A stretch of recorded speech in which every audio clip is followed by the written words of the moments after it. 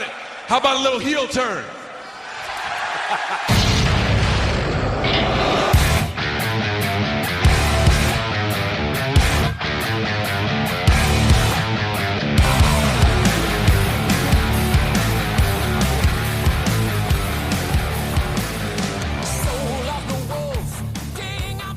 And we are back for episode 6 of Turning Heels here. John Cno B Detroit. What's going on? What up, though, everybody? What up, though, John Cno? What's going on, brother? How are you? I'm doing good, man. Just getting ready for. I feel like an asshole every time. I'm like, yeah, I'm going to AEW, the biggest show ever. Yeah, another show. I feel like an asshole rubbing it in, but I'm excited, man. It's gonna be the biggest crowd ever. It's at a tennis stadium. I've never been there. I've been to that area plenty of times with Citi Field and Shea Stadium when I was there. There's a zoo over there. There's a lot of stuff to do around there, so it's a pretty cool area. But never seen wrestling there.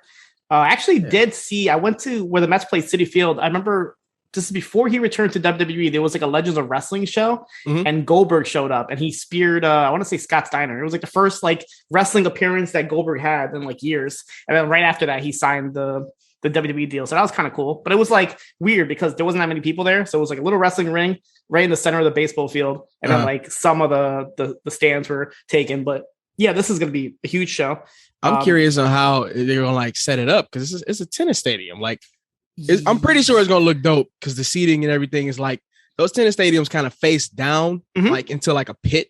So it's going to look so crazy. Those fans are going to look stacked on top of each other. People are going to go crazy. Yeah, seats are all around. So even behind the stage, which I think should be okay because the way it's situated, I'm pretty sure you could even see like above the stage. You just won't see like them coming out, but just be kind of cool to see like an overall view of it. So yeah, I'm excited. I didn't expect it to be that long. It's going to be like 5 hours with Rampage being 2 hours and all the other stuff. But everybody's pretty much wrestling. So, and plus Davey and Braden are going to be here. So that's pretty cool. I mean, Cody Rhodes is going to be there. So you should be more excited about.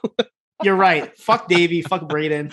Cody Rhodes is going to be there. He's going to bring the whole gang. Pharaoh's going to come. I'm picturing like Pyro going like in a 360 around the stadium. Like he won. Oh my God. He's going to bring the baby out, isn't he?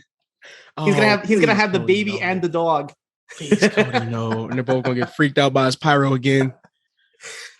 We'll see. But it should be exciting. So yeah, I know we kind of like mentioned it a couple weeks ago, but are you caught up to the Wu-Tang show on Hulu? I am caught up. Episode 4 was that? 4 was the last one. Yeah, the last one, and I loved it. It's what they call like a bottle episode where everything takes place in one area, and this whole episode was on the Staten Island Ferry. So if anybody knows where the New York area, Staten Island Ferry was like the only way you can get from Staten Island to like Manhattan. They're like the one borough that's like separated from subway. You can't take a train there. The Bronx, Brooklyn, Queens, you could take train to the city, but Staten Island you have to take a ferry to get there because it's literally an island. So the whole episode was based on like the Woods, like RZA. Basically, like anybody who hasn't seen the show, it's like there's warring factions before they formed the Wu-Tang Clan. So you have like Stapleton Projects and Park Hill Projects. So you have like Raekwon on one side, Ghostface on the other side, and a couple other guys are kind of separated. So RZA has to be like the mastermind mediator to get them to agree to record together. And the thing about it is he literally has the time that this ferry is going to depart from Staten Island to Manhattan to make sure that they're all on the same page because they all got coerced to go onto the ferry without like the knowledge of the other people being there, and they find out the second they're there that like their sworn enemies are on the same boat. So the whole episode is literally like a Western. I think I posted it on Twitter. It's like it even has like that Tarantino, Sergio Leone type of feel with the music and like the close-ups to the faces and all that. I thought it was great. It's probably one of my favorite episodes so far. It was definitely dope. Even they were showing like some artwork, some old West artwork on the like on the ferry and stuff. So they was kind of giving you that like, hey, this is a Western, but it was really dope. Like how they even like they showed everybody's like argument conflicting each other, like on the boat at the same time. Even the guy that was selling stuff, he had a big role to play, and it was really dope put together. The guy that was selling stuff reminds me of like in the old Westerns, like there's like the guy on the road that's like, the lone traveler that's like there to sell you stuff or to like talk to you and give you tips. That's what it felt like. The lone guy. He sells a gun. It's like, okay, all right. That's how it is. Like in the westerns, like you just see a guy and he's like, hey, you want a gun? And that was great. And like it's funny because people always ask me like, why do you like Wu-Tang so much? And to me, it's like beyond rap. They always felt like a superhero group, and this show literally feels like the origin story. It feels like the Avengers, and RZA's like Nick Fury. So even if you don't like hip hop or you don't like Wu-Tang or in general, check this show out because it's like they haven't even gotten to the point where like their album came out. We're already like the second season and they're just now like starting to record like the actual album and get the record deal and everything. So it's like so much beyond it. And like, yeah, some stuff is made up and fabricated, but you kind of have to do that with shows to make it a little bit more exciting. But the truth is like a lot of them didn't like each other. They're from warring projects and RZA was like the guy that put them all together. So I thought it's great. And the guy that plays RZA, I don't know if you saw this, he was just cast as Bobby Brown in the Whitney Houston movie that's coming out. Really? Yeah, they're making a movie. And it's weird because like Bobby Brown and RZA don't look alike. No, so not at all.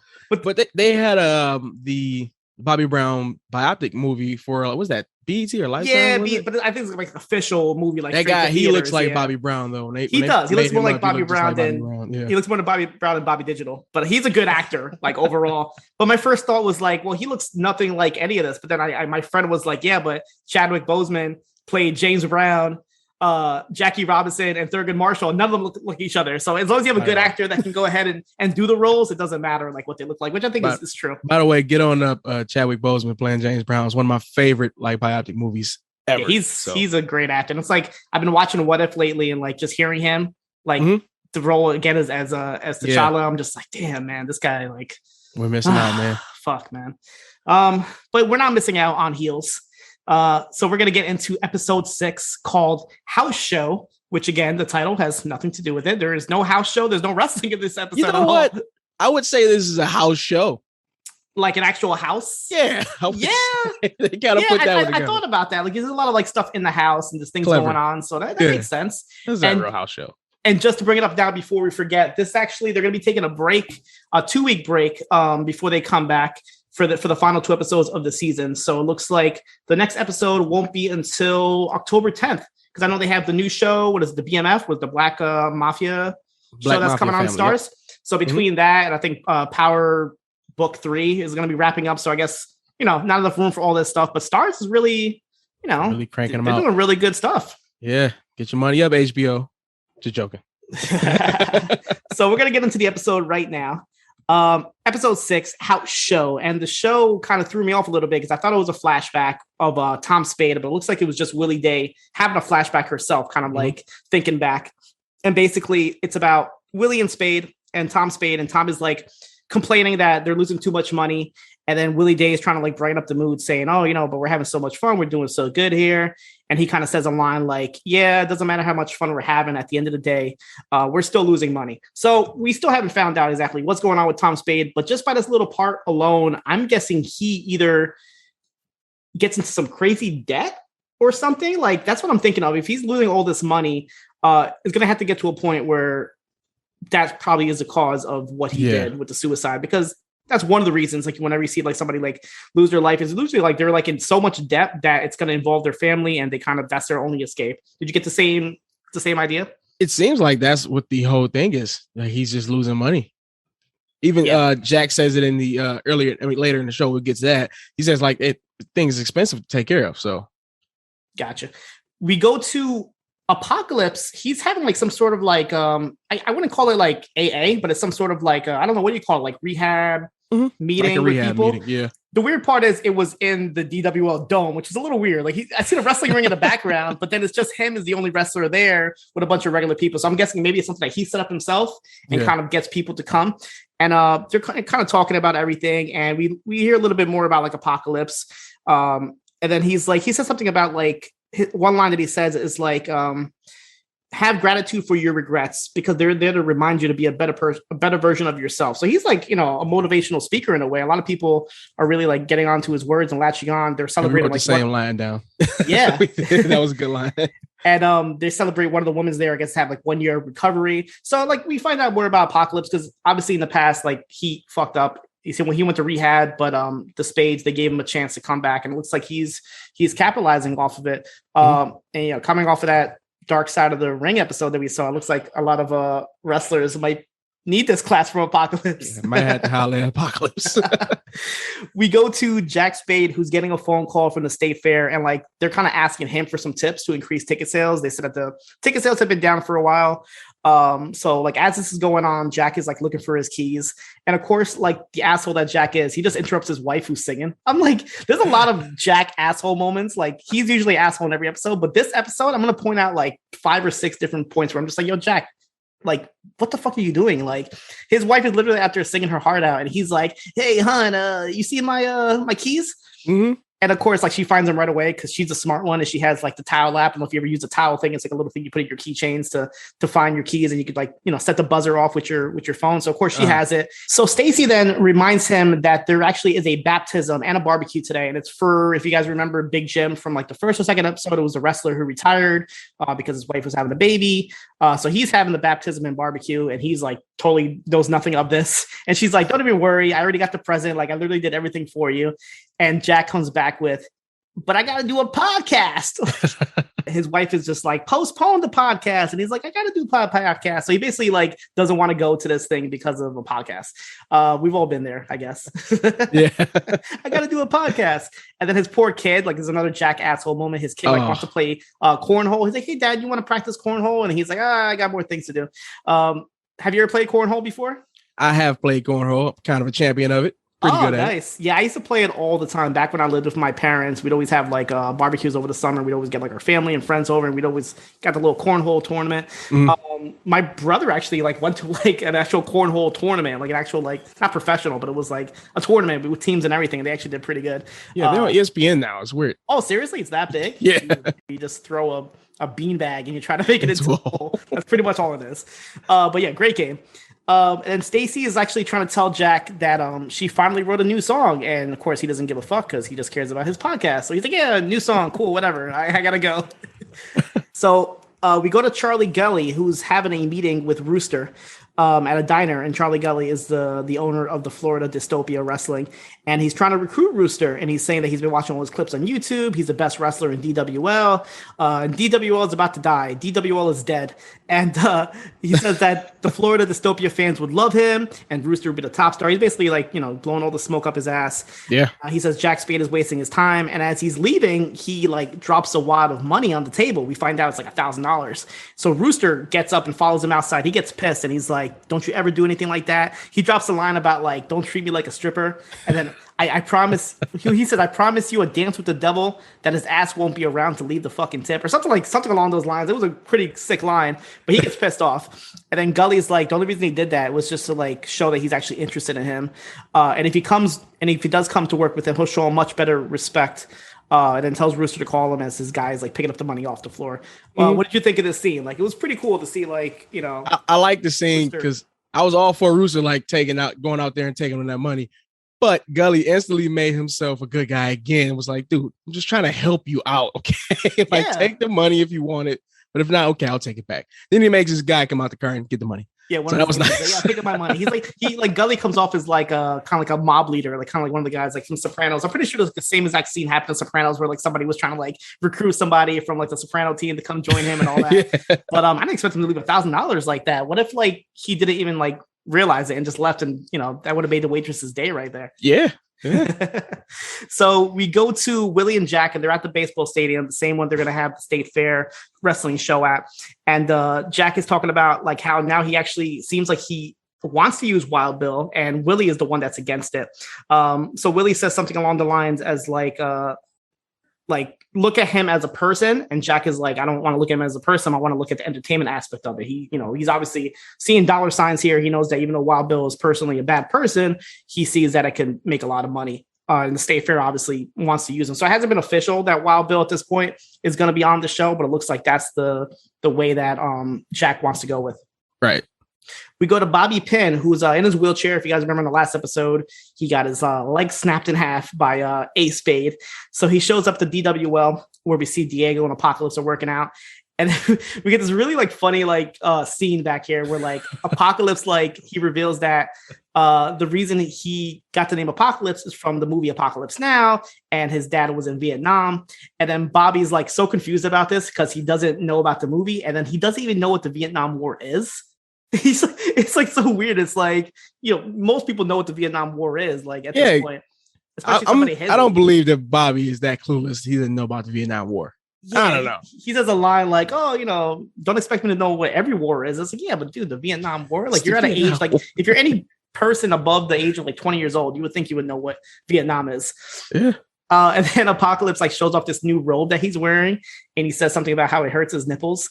And then they go into this whole thing about like, why do men even have nipples? Which I'm pretty sure I've heard like this debate plenty of times from people. And and Diego says that maybe it's a revolution, and in the future, the woman will go to war while the men are home feeding the kids, and that's why we have nipples. Do you agree with that? I don't agree with anything these crazy guys were talking about in this entire scene. I don't know. Yeah, it was going on. It was really weird. I guess they're just trying to fill time and give them some more screen time. But he said put bliss sticks on your nipples. Never heard of that. Pretty new remedy, Bobby. Thank you. I mean, with all the wrestlers that work on this show, I'm pretty sure somebody probably like suggested that that's what they actually do. But I never thought about that. Like, yeah, the material of the robe, it must like, I don't know. I don't have a rope. I think we talked about too many robes and nipples this week. So I don't know if we're no more rope talk. And it's funny because we did mention the dark side of the ring, but it should be noted that a couple episodes back when we had the whole Wild Bill scene, it literally was a scene at a plane ride from hell. Pretty much. It was him naked with the robe and all that, and that was obviously an influence by Ric Flair. But luckily, he didn't do everything else that has come to light. It was bad enough for me and for my eyes. Thank you, Wild Bill. So as they're all talking about nipples in the Vietnam War, Rooster walks in and just says, yeah, you guys are all demented, pretty much saying what we're all thinking. We go to Ace, who's at home, and he's watching some old video footage of their dad pretty much like watching them play football. And the whole time the dad is like talking to Jack about how good Ace is. He's great. And then as this is going on, he gets on the phone with Big Jim, who's having a baptism. And he says, you're going to be the godfather of my baby. And I need you to say a few words about the baby. And Ace is like really like upset about this because he didn't expect it. So he says, I don't know what I gotta say. I barely know the baby. That line just like cracked me up. He's like, yeah, of course you don't know the baby. Like, you're not supposed to talk about the baby as a person. Just talk about the birth of a child. Like, you think that it surprises, like, not that it surprises me, but like, I guess like the way that I was raised, or the things that we take for granted. Yeah. Some people in other parts of the country might not like know what to do when a baptism comes along, or they're a godfather to a kid and all that. Or you're just Ace. He's like 7, so how could you make Ace a godfather? Yeah. Between Ace and Bobby, like some of these guys, I question their education. So Jim is like, oh, don't worry about it. It's fine. Just as long as you don't powerbomb the pastor, we'll be fine. So Ace goes downstairs and he sees that his mom is like kind of packing all this stuff. And he's like, what is all this stuff? And it's their dad's stuff. And she's like, don't worry, I'm not throwing it out. I'm just donating it. And Ace isn't too happy about this. Obviously, a lot of this stuff is sentimental to him. So we go to Rooster, who stops Jack outside the dome. And you guys want to guess what Jack told him? He told him, I don't got time right now. I'm too busy. Talk to you later. Once again. Yeah, it's like, geez, at this point, like, what is going on? And then even to make it even worse, like Rooster's out there smoking a cigarette and Jack is like, hey, by the way, Rooster. And Rooster's like, yeah, like all excited, like, you're finally going to talk to me. And he's like, hey, you're a baby face. You can't have people watch you smoke a cigarette, basically. So Rooster's like, okay, yeah, whatever. Drops a cigarette. As soon as Jack goes inside, he just picks it up and starts smoking it again. So obviously, like, it's getting to a point where you can kind of see, even though Rooster was very loyal in the beginning, kind of not taking Gully's money, you can see he's getting a little pissed off by Jack's an asshole. He is. He's a pretty big asshole. Yeah, like I think that's the whole purpose of the show is like who really is the heel, in all this, like, and Jack is definitely acting like a heel in this episode. So as Jack goes inside, we see Wild Bill is there, and Bill's just kind of like making a case for trying to be on the show. He says that the fans are blowing up his socials. Barstool Sports reached out to him about doing some sort of special on his comeback, which I thought was pretty funny. And then Jack kind of stops him and says, like, hey, listen, we don't need your help. When my dad needed your help and you were on top, you didn't offer anything. And then Bill says that by him doing that thing last week where he just kind of grabbed the microphone and did like a little shoe promo, it helped boost the interest. And it says that Jack isn't helping by being on Dickie Valentino's podcast because that guy is a snake and he broke his wrist in an I Quit match, and tells him to watch his back. And then Jack says, you won't be on the state fair basically until you talk to Willie. So it's like he's still open to it, but he's like not, he's not dismissing having Wild Bill on the show, but he obviously knows what he said to Willie last week about. And now the beginning of this conversation was kind of confusing me because when Jack was talking to Willie, he was all for working with Bill. And then he was telling Bill here, like, hey, we don't need you. It's like, yeah, you do. You need. Yeah, I guess he's like, he doesn't want to like seem like desperate to have him, but also like, I guess earlier on when Willie was like, yeah, from entertainment wise, he's great, but as a person, he's not. So obviously she told him what he said about the whole aborting the child and all that. So Jack is like, yeah, we'll think about having you on, but you need to talk to Willie first, basically. Yeah. So Jack kind of goes away. He has to meet with Dickie Valentino. We find out that Dickie Valentino is Mick Foley.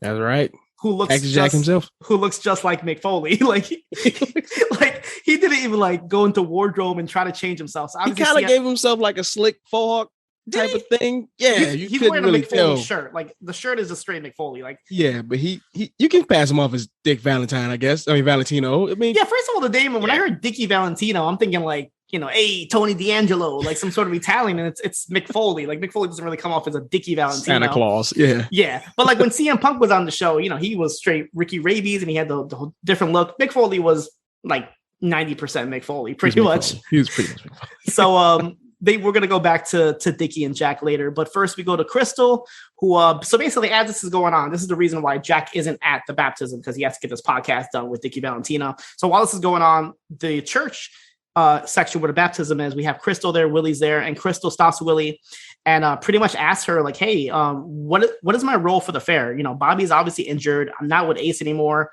What am I going to do there? And Willie's like, maybe you shouldn't have done what you did last time.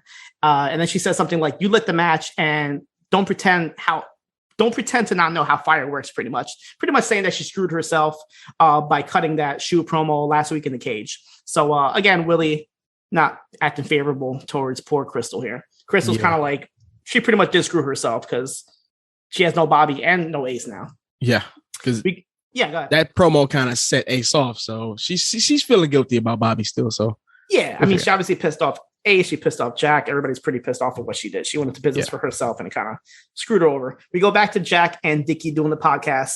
They're doing it in Jack's office, and then it starts kind of talking about the state fair, and then like Dickie kind of for no reason just starts going to like Jack and what he did to his brother Ace, and then says, did you act like this because of your dad, because of the way he got when he was angry? And then Jack is a little uncomfortable about it. He's like, hey, listen, I thought we were here talking about the future of DWL. Why are you bringing up my dad or whatever? And then like Valentino brings up like Tom's, Tom dying. And then Dickie's like, the whole point of my podcast is to make the listeners care, get into the true feelings of a wrestler. And Jack is like, not for it, basically. Like once he brought up his dad dying, he's like, yeah, I'm not doing this shit. I'm just going to leave right now because this is not what he expected, basically. Yeah. No Questions Barred seems like a scummy podcast, Dickie. That's what it was called, right? No Questions Barred. No Questions Barred. And it's funny because it seems like the total opposite of like what Mick Foley would do. Mick Foley is like not this type of person at all. So it's like, maybe that's why he wanted the role. Maybe he wanted to play like a heel. Bill told him he was a snake. So that's true. Yeah, you're absolutely right. I wish they would go back and show like that match that they're talking about. Yeah. Dickie Valentino and Wild Bill where he broke his wrist. Get Mick Foley in the ring right now. Just put a wig on him and just have like the old like. We can shoot some cinematic stuff. He's good for cinematic. So we go back to the church and Staci's singing her new song. And guess what? Jack is not there to hear it, just like he promised. Jack is still doing the podcast. But we see that Jack is actually on his way. He's actually trying to get there. But of course, there's an accident on the road and he has to detour and all this. So he's running late, obviously. Ace gets up and he cuts a promo on baby Shelby. But surprisingly, actually went really well. Like I thought he was going to like just go into full like wrestling mode, but he actually didn't. He like cut a real like heartfelt promo on the baby. Then he kind of has like not a face-to-face, but he kind of makes eye contact with Crystal, who's sitting there. So obviously Ace is still a little hurt with what Crystal's doing. But yeah, the promo was really good on the baby. Like, what did you think of that? I think it's pretty good. Did he write it down? I don't remember him pulling out paper, did he? I don't think so. I think it was all like improv, like straight off the top of the dome. Yeah. Ace dropping bombs. Right? And of course, like as this is like ending, Jack walks in like right at the very end of all this, and Staci gives him that look like, dude, like you just fucked up again. So we go to the barbecue and we see Ace and Jim are talking, and Jim tells Ace that he needs to apologize for Bobby for breaking his leg. So he sees Bobby and Crystal and Bobby are talking, and Crystal admits that like the reason his leg got broken is pretty much her fault for going off a script. She admits it. And then Bobby's like, listen, don't worry about that. You shouldn't even be a valet. You should be a wrestler instead. So then we see like Staci like with Jack, but in front of the pastor, and she's like talking shit about Jack in front of him. Like that ever happened to you? Like where like somebody's like being real condescending and talking shit about you, like, but you really can't say nothing because you're in a bad situation. But oh my God, Jack kind of deserved this. I'm sorry. He deserves his scoldings every episode. I can't be on his side ever. This just happened to me like a couple of days ago. Not like to this extent, but like I was at my parents for my mom's birthday, and like I'm outside with my brother and his girlfriend, and I'm waiting for my son to get dropped off. And I met my son's mom like halfway or whatever, but I didn't have any shoes on or whatever. So my brother's like, "Oh, you're just walking out here, with no shoes on?" And then my son's mom says something like, "I'm glad that he even walked out here at all. Usually I got to drop him off fully." And I'm just like, I was like, I can't say anything because like my brother's girlfriend's here and she doesn't know you. And I was just like, all right, take care. Like I had to bite my lip. Then my brother, you got to take that one. You got to take that one. To make it worse, though, my brother brought it up like 45 minutes later. He's like, "Yo, you heard what she said about you?" I'm like, "Yeah, I know what she said." I definitely heard it. Yeah, of course I did. I definitely heard it. I just didn't react to it. So basically, this is what's going on right here. Staci's like talking shit about Jack about like, everybody says, how great my song was. And then, what did you think, Jack? And Jack is like, "Yeah, it was good." Like he obviously wasn't there. Like, yeah, she says, what part of it? Yeah, what's your favorite part? So we see Ace. Bobby's trying to get food, so Ace kind of goes in there, and obviously he's struggling because he's on a cast and all that. So he's helping him, and then like he's like asking what he wants in his food, and he's like, "Okay, chicken, ribs, whatever." And then Bobby's like, "Hey, can you put some ranch on there?" He's like, "On everything, including the barbecue?" And Bobby's like, "Yeah." And my first thought was, "Ew, like ranch on top of barbecue?" Like, first of all, you're putting way too much ranch to begin with. Like, it was just disgusting. Like, I know people who are like crazy with the ranch like that, though. Oh, on top of barbecue, though? Oh, on top of everything, man. On top of everything.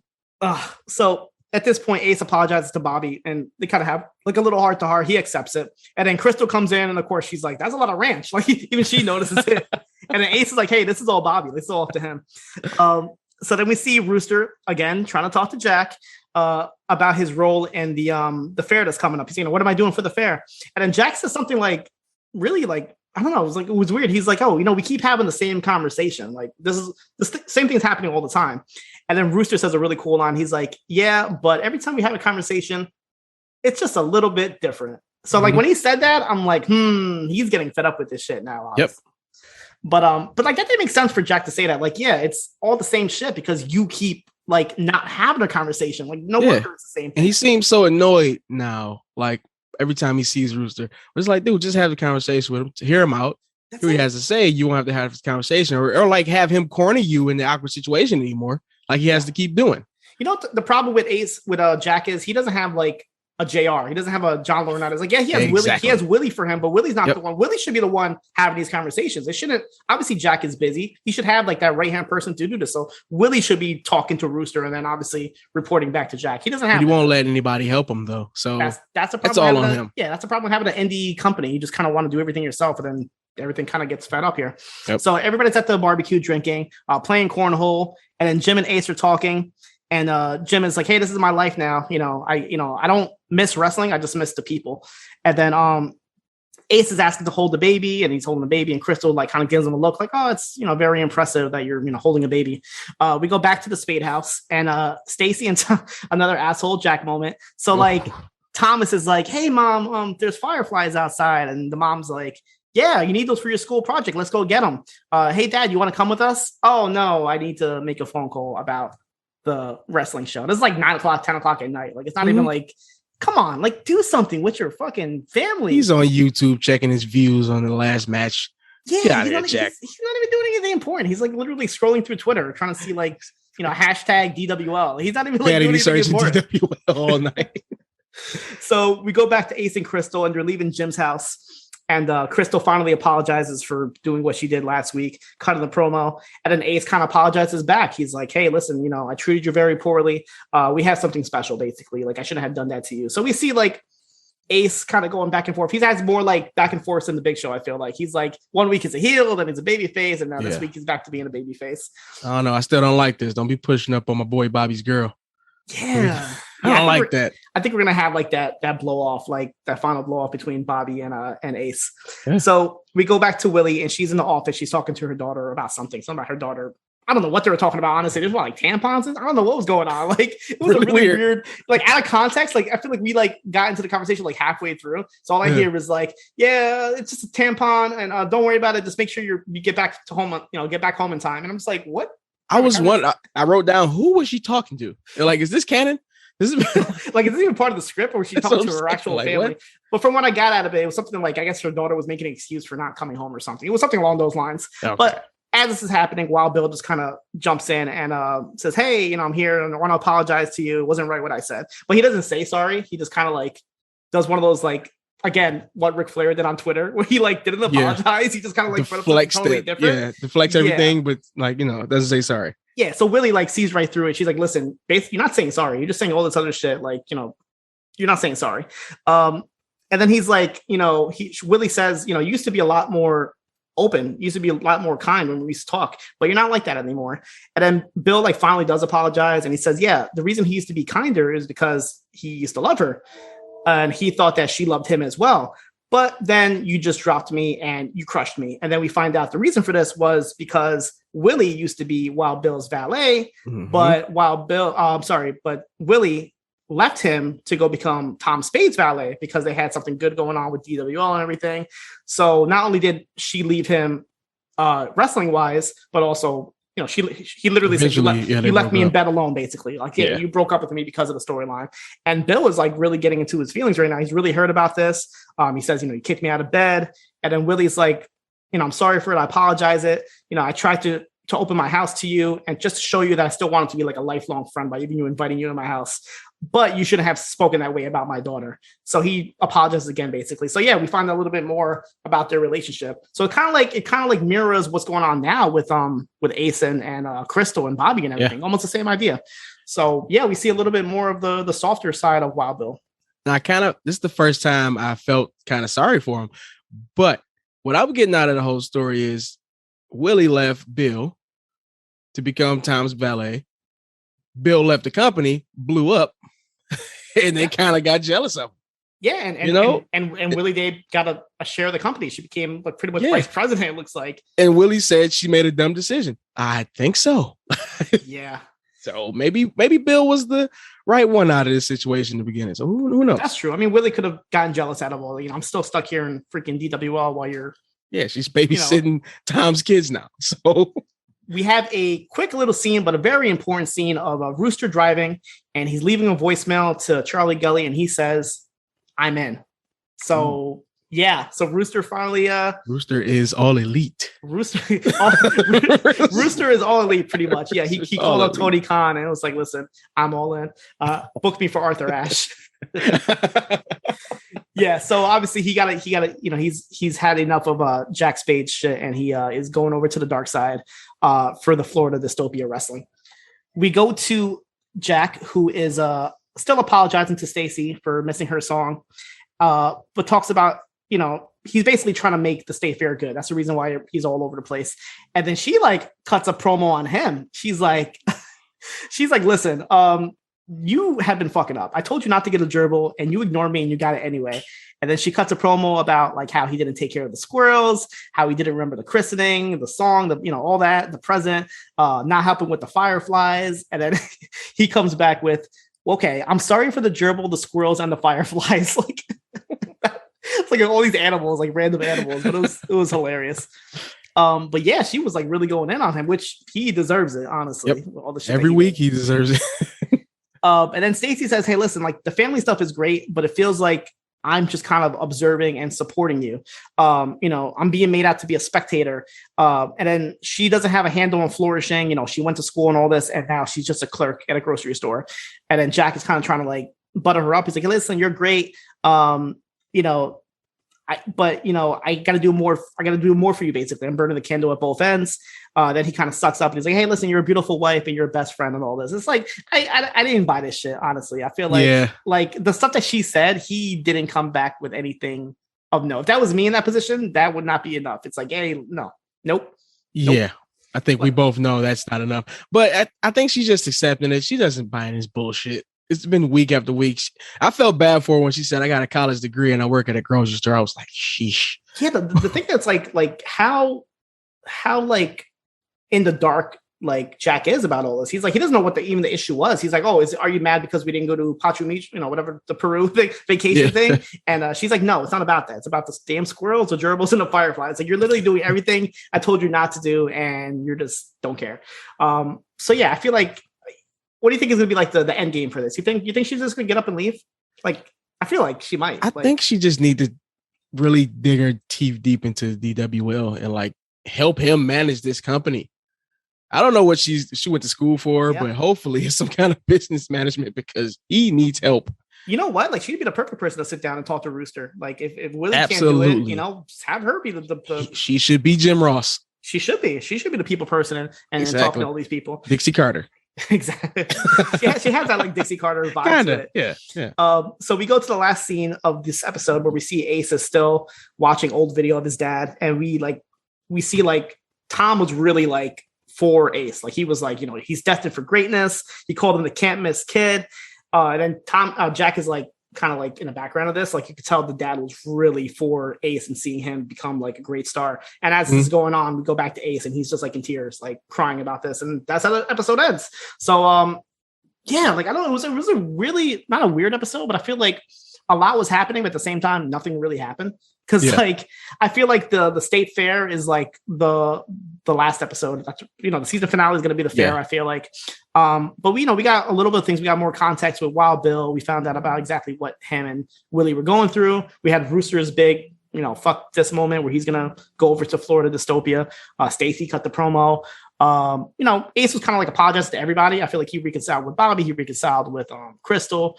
But yeah, it was really kind of like like tying loose ends kind of episode. I felt like if the state fair is the last episode, and we're episode 6 right now. Yep. We're 2 more. All right. So it's just a good like 3-week build to the pay-per-view, you know? So it's definitely the ground floor.